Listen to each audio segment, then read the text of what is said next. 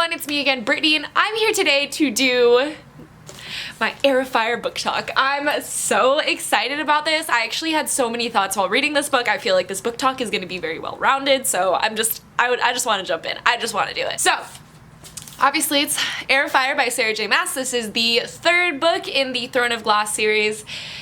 And it's fantastic. I gave it 5 out of 5 stars. It's very different from the previous books. If you haven't read any of the books, the only summary I can really give you is that we're following Selena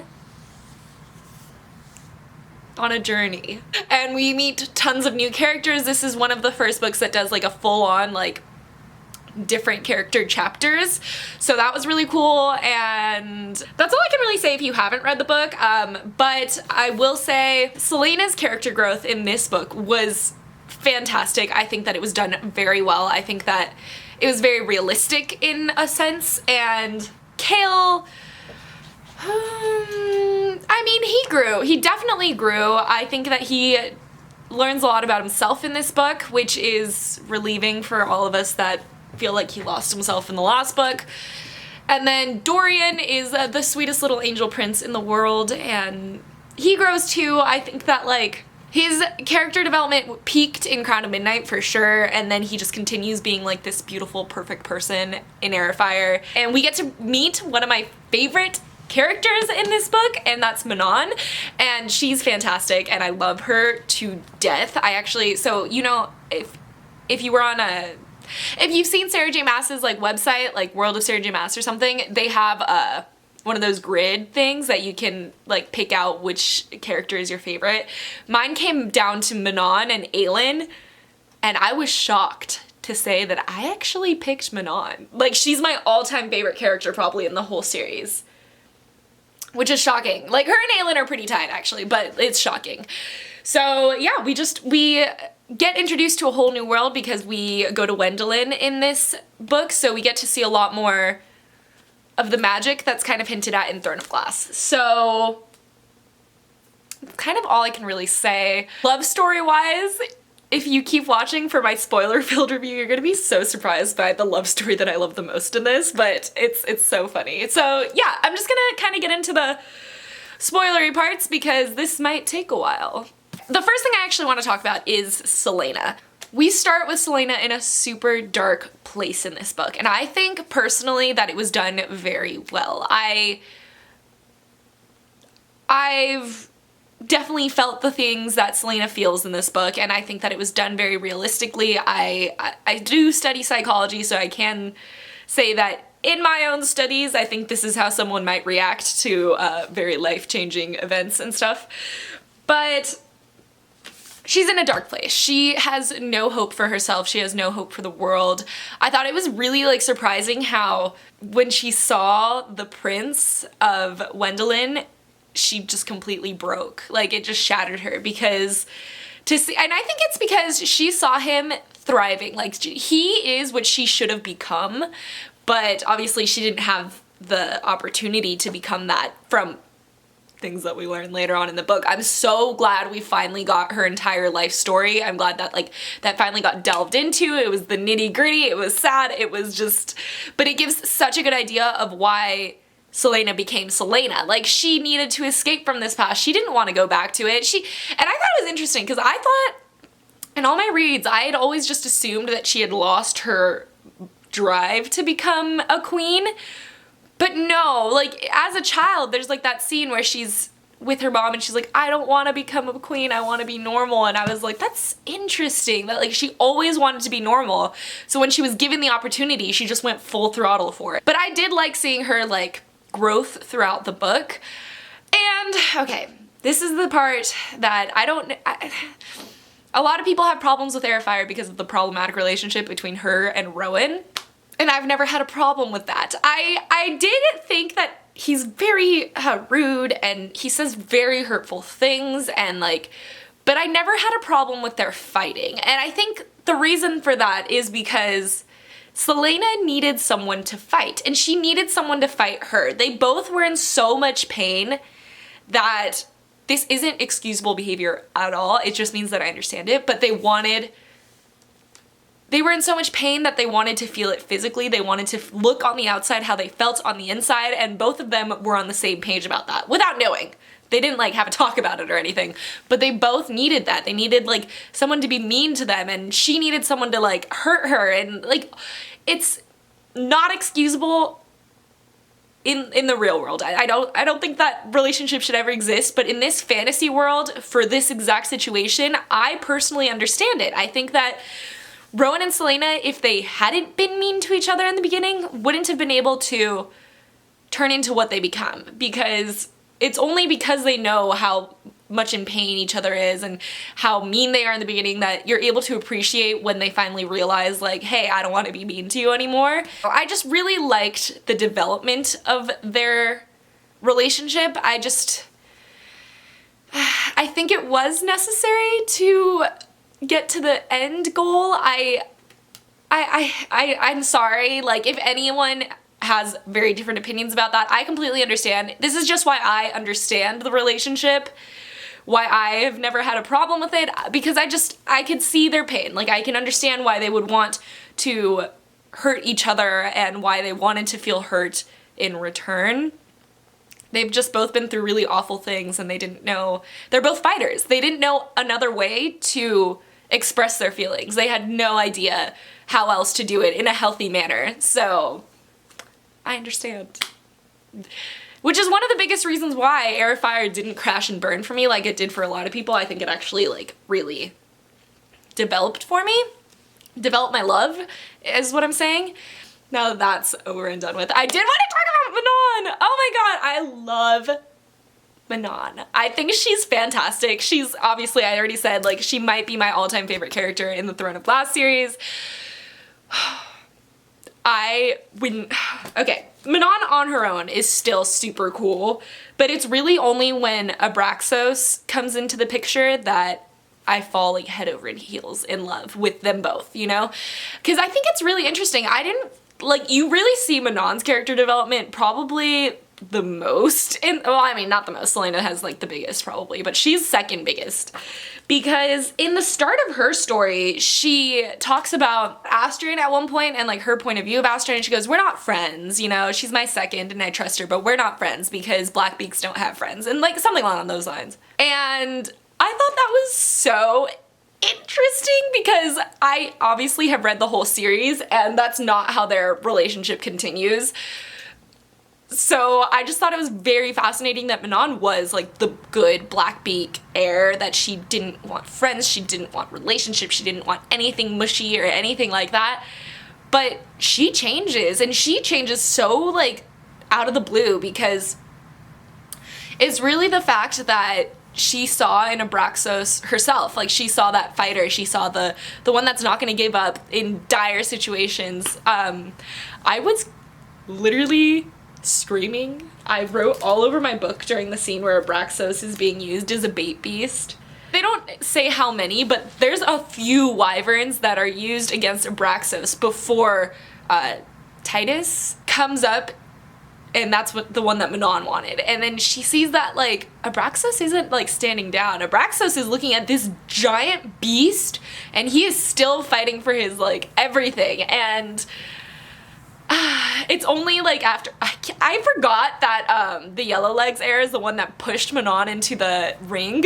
She really did try to kill her, but that's the only way that she was able to finally like get down there and realize that Titus didn't respect her. He never was gonna be her beast. They were always just gonna have to fight for it. And it was only when Abraxos and her made an agreement where she realized how smart Abraxos had to have been, where he was like, she realizes not only is this bait beast not standing down, he's smarter than Titus, he's better than Titus, and he's willing to work with Menon. And they have an agreement, and it's beautiful, and you know, that whole scene is very stressful for me, but I'm very, very glad that it turned out the way it did. So I did start this video by saying you're gonna be surprised by the love story that I love the most in this, and my favorite love story is Menon and Abraxos. Like most of these pink tabs, most of them, they're Menon and Abraxos. Like just their relationship and how much Abraxos like grows. He's like the sweetest little baby, and like I want him for myself, and he's just perfect, and he's so happy. Like how he was like unwilling to fly because obviously he'd been trapped for 2 years down in the basements, but he was so unwilling to fly, and that scene where she finally gets him in the air and he's just like yells happily because he's like never done it, but that's what he was made for. He was made for the air, and he's just up in the clouds. I got worked up. I love it. I love Menon and Abraxas, and I love Abraxos specifically. He's just the perfect little angel child, and he just wants to play in flowers, and he just protects Menon. Oh, that scene where when they're going to go get the spider silk, but they get stuck in the storm, and she realizes like halfway through the night that she gets a little warmer, and the rain must have started hitting the opposite side of the mountain, and she wakes up, and it's only because Abraxos had like covered her with his wing. I just love it so much. Like, they have such a pure relationship. The one part where they have to make him do the crossing after he has the spider silk engraved into his wings, where she's like giving him a talk, you know, and she's like, "You are one of the 13, she said to him. "From now until the darkness cleaves us apart, you are mine and I am yours. Let's show them why." I got chills. I'm just like, I love them so much. Like, I do. And I love all her faith in him, and I love how she had been that perfect Blackbeak heir, and then she met this wyvern that made her realize that there are things more important than being a Blackbeak. He's the hero of this story, if we're gonna be honest. I just ran into the scene of Menon defending Abraxas when Iskra Yellowlegs whips him, and she beats the living hell out of her, and she goes, "You touch him again and I'll drink the marrow from your bones." Slow clap for that. If anyone ever said that to me, I would back down. That's like the scariest threat I've ever heard. I also want to talk about when Menon really starts realizing that her 13 are her 13, that they're not just loyal to her matron and then to her, which is how they're supposed to be. I liked that a lot because there's a scene right here when Menon's asking her, "You're gonna have to decide, are you her spy or my second?" Just a slight narrowing of her eyes. "I serve you. She's your matron. I serve you." Like, her 13 are so loyal to her. Like, the matron is someone to be scared of, and they're still loyal to Menon. Like, that scene where like they think that they're gonna have to break Menon out, like that like she might be executed or something, and they're trying to protect her to figure out how to get her out of there. I loved that scene. Like, I love Menon's character development a lot, because she goes from really cold and like this unfeeling thing that her matron had forced her to be, her grandma had forced her to be, into this like feeling thing that she realizes that she loves Abraxas and she loves her 13, and like she loves it, you know. Like, I just like her character development a lot. And then I want to go back to Aylin's development, because there's a scene that I just walked by. It was basically when she is thinking about Nehemia, and for once it doesn't really make her sad. She realizes that no matter what, she wasn't really at fault for Nehemia's betrayal, that Nehemia had planned it all, and that no matter what Selena would have done, she would have died anyways, and it wasn't her fault, and she had to forgive herself for it. And that's when she starts being really mad at Nehemia, which I think is fair, because Nehemia, I mean, to be fair, I think that is the only way that Selena would have become Aylin, but I still think there had to have been another way to like not shatter Aylin's heart. Like, yeah. This one that I just like opened up to, and it's when Selena gets really like sad out of nowhere, because like Rowan kicks her out of her room while he's doing the tattooing, and she goes, "You left me, I have no one left, no one." I wrote down here, I was like, they're just two sides of the same damaged, angry coin. And that's kind of how I wanted to explain like the punching and everything. They're the same person. Like, they're really like, that's what they both needed out of the situation, because you never see Aylin really be mad about it. And it's not because Aylin would take abuse. Like, she wouldn't. Like, Selena is not the kind of girl that stands down and is just like, okay, well, this is love. Like, no. When she becomes like friends with Rowan and everything, it's from their pure-hearted like friend love. Like, it's not from when he was beating her. Like, it's because he understood her, you know? I don't know. I love that we get introduced to Adian in this book. I forgot about that. I thought he came later. I don't know why. But I thought it was weird that him and Kale have like a weird friendship of sorts. I don't know. I like that Adian also kind of turned into a different version of Selena. Like, they both had to do these awful, awful things. They both ended up working for the king.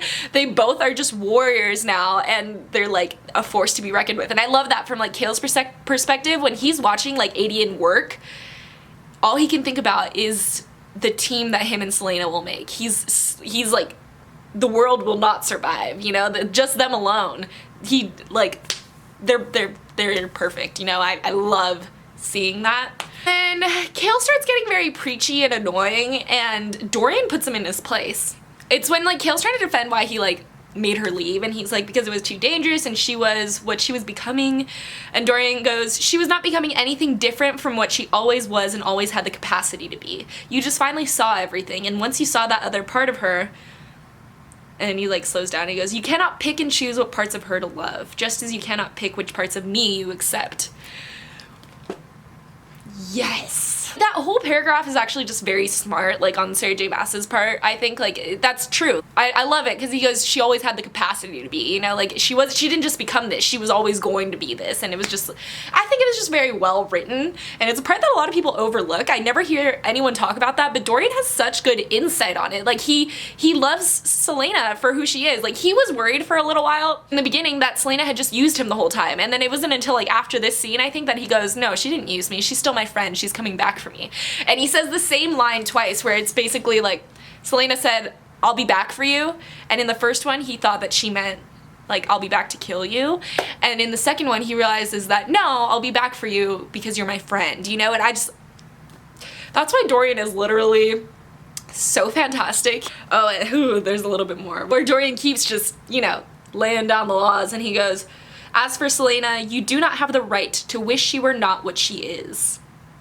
The only thing you have a right to do is decide whether you are her enemy or her friend.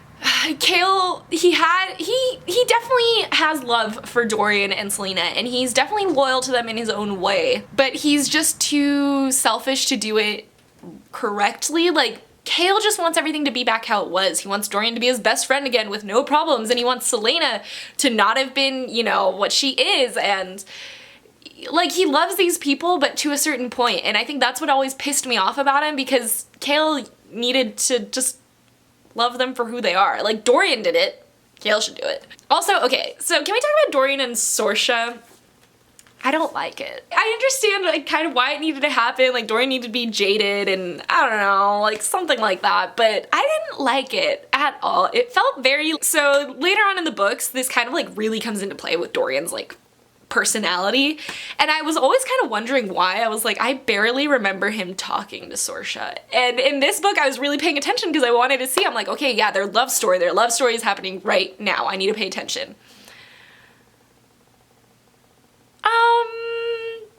I guess, like, Sorsha's like this very sweet person, which is what Dorian needed after everything, and she has like nothing but love to give, and she doesn't want to run away with him, but he wants to protect her, and then, you know, the king beheads her in the end. But because she's a rebel, and she'd been giving information the entire time, which I thought was very interesting. I'd forgotten about that completely. But yeah, overall, I don't know. I don't think that he should be as jaded as he is about it. I just like, if you guys like Dorian and Sorsha, let me know down below, but personally, I just think it was pointless. I just don't think that it was completely necessary. Like, we lose the good, happy Dorian. And I guess it's not just because of Sorsha, because like obviously he just got a torque put on, so I don't know. I think that's kind of it. Like, those are all the main points that I really wanted to hit on. Obviously there's like Maeve and stuff, but like, I will get into Maeve on a different day because I have too much knowledge of her now from the other books that will color my knowledge in these books, if that makes any sense. So yeah, overall, it was a really good book. I loved the character development for like my favorite characters. They all just developed so well, like Menon and Selena turning into Aelin, finally accepting her past. That part was really great, by the way. I love that, like, to defeat the Valg princes, you had to accept your fears and like move past it so that you could survive. I loved that. I thought it was way too coincidental that her and Rowan were Kalanmai. Is that what they're called? Kalanmai? I don't know how it's pronounced, but yeah, I just thought that was too coincidental, but whatever. And Aylin's just a badass.